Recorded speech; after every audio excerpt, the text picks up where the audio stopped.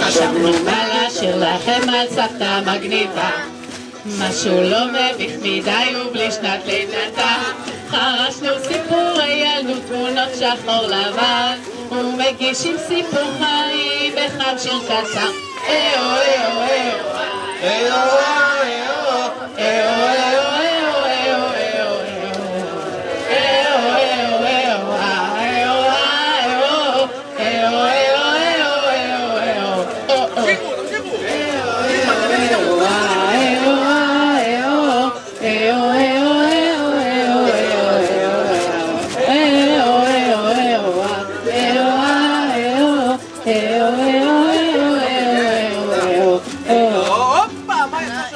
שהגעתה התרחשה עוד לפני בית החולים, על בספר נראה דבר של חמורים, לרוץ תפתחה ממתקים מגרצת הלבנים, ובסל השבועות של השקרות תרנגולים.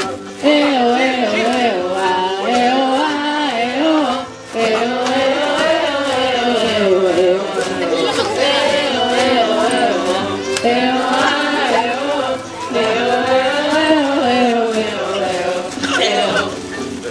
הגיע הזמן למצוא בחור ולעבור מההורים, קח שוטך למסופם ונותן מן הגרים. בתחנת כיבוש שניהם צעדו אל החופה, המושב נשמח בינתיים וירד גם השפה. איו איו איו איו איו איו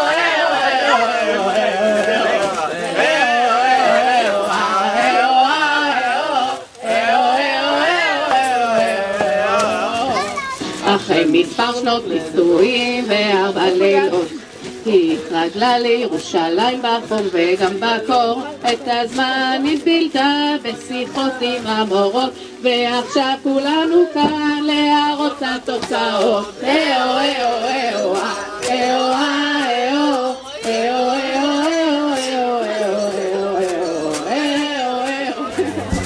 איו